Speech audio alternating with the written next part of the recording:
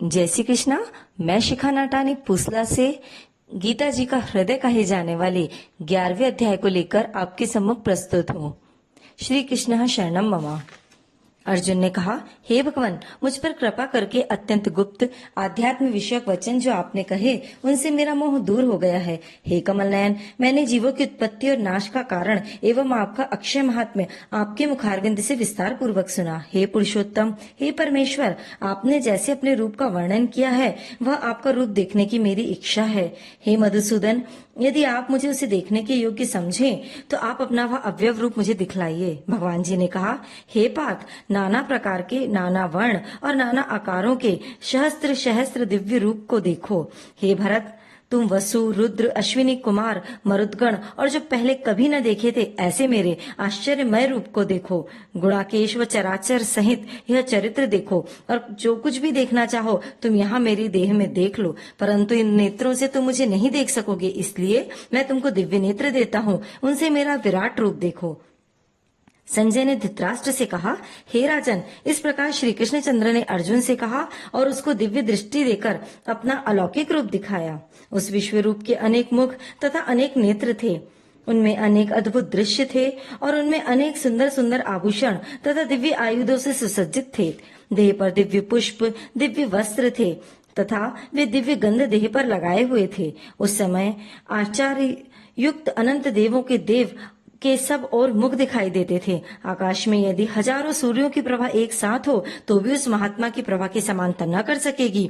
उस समय अर्जुन ने देवादिदेव के शरीर में अनेक प्रकार से विमल इस समस्त जग को एकत्रित देखा। जब अर्जुन आश्चर्य से चकित हो गया और उसका शरीर रोमांचित हो गया, उसने शीश नवाकर हाथ जोड़कर कहा, हे देव, आपकी इस देह में सब देह भिन्न भिन्न प्राणियों के समुदाय, कमलासन पर बैठे हुए देवताओं के ईश, ब्रह्मा, संपूर्ण ऋषि और दिव्य सर्पों को मैं देखता हूँ। हे विश्वेश्वर, तुम्हारी अनेक भुजाएं, अनेक उदर, अनेक मुख, अनेक नेत्र हैं, अतः आपका ये रूप अनंत है। आपके अनंत तथा आदि को मैं नहीं देख पाता, किंतु समस्त विश्व में आपका ही रूप देख रहा हूँ। आपको किरीट युक्त गदा चक्रधारी, चारों ओर देदीप्यमान तेजो राशि, सर्वत्र चमकते हुए अग्नि तथा सूर्य की भांति प्रकाशमान, दुर्भिक्ष और अपरंपार देख रहा हूँ। मेरे मत से तुम ही ब्रह्म जानने की वस्तु, विश्व का महान आधार, नित्य सनातन धर्म के रक्षक, पुराण पुरुष हो। मैं आपको आदि, मध्य तथा अंत में रहित, अनंत शक्ति, अनंत भुजा, चंद्र सूर्य है नेत्र जिनके, क्रांतिमान, अग्नि के सदृश मुख वाला, अपने तेज से इस संपूर्ण संसार को तपाते हुए देख रहा हूँ। हे महात्मन, पृथ्वी एवं आकाश के मध्य का वह अंत, वह संपूर्ण दिशाएं आपसे ही व्याप्त हो रही है। आपका यह अद्भुत तथा उग्र रूप देख तीनों लोग व्यथित हो रहे हैं। यह देखा कि देवताओं के समूह तुम्हारी शरण आ रहे हैं, उनमें कितने ही भयभीत होकर हाथ जोड़कर तुम्हारी प्रार्थना करते हैं। महर्षियों और सिद्धियों का समूह स्वास्ति कहकर नाना प्रकार से तुम्हारी प्रशंसा कर रहा है।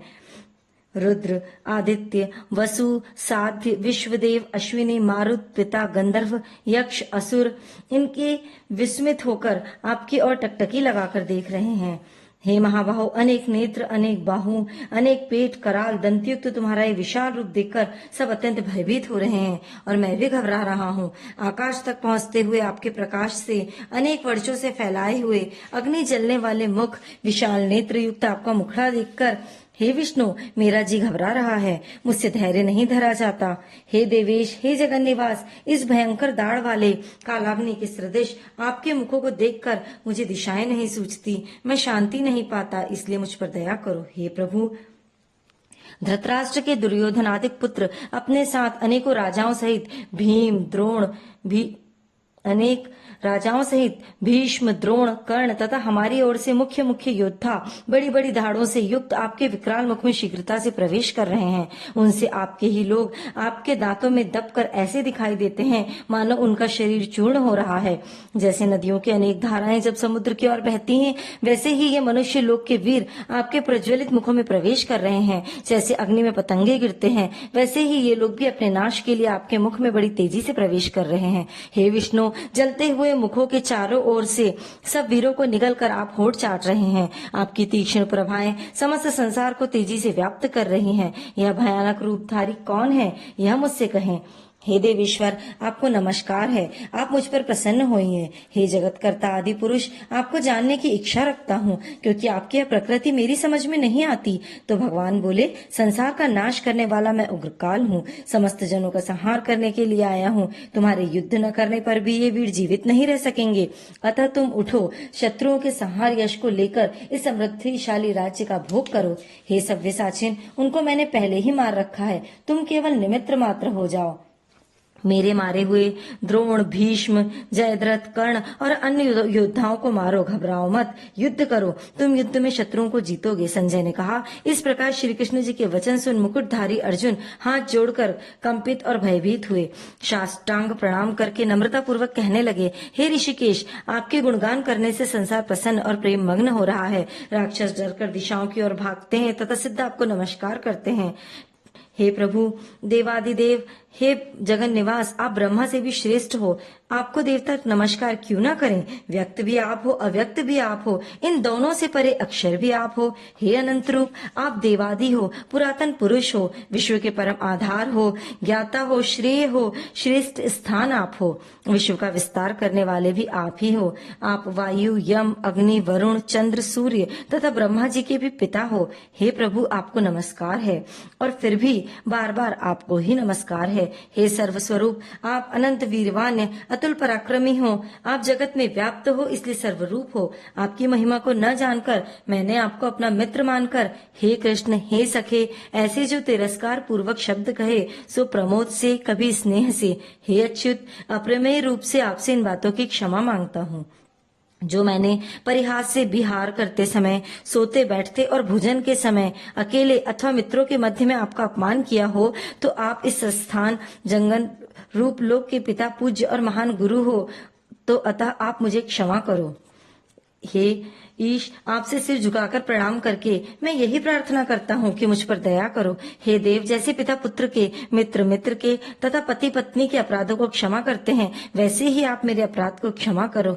हे देव, जो पहले कभी नहीं देखा, ऐसा आपका रूप देखकर मैं प्रसन्न हूँ, परंतु भय के से मेरा मन व्याकुल है, इसलिए अपना वही पहले वाला सौम्य रूप मुझे दिखलाइए। हे देवेश, हे जगन निवास, आप प्रसन्न होइए। सहस्त्रबाहु विश्व मूर्ति, मैं फिर आपको वही किरीट, गदा और हाथ में चक्र धारण किए हुए देखना चाहता हूँ। श्री कृष्ण भगवान ने कहा, हे अर्जुन, मैंने प्रसन्न होकर यह तेजोमय अनंत आद्य विश्व रूप आप अपने योग के प्रभाव से तुम्हें दिखलाया है, जिसको तुम्हारे अतिरिक्त इससे पहले किसी ने नहीं देखा था।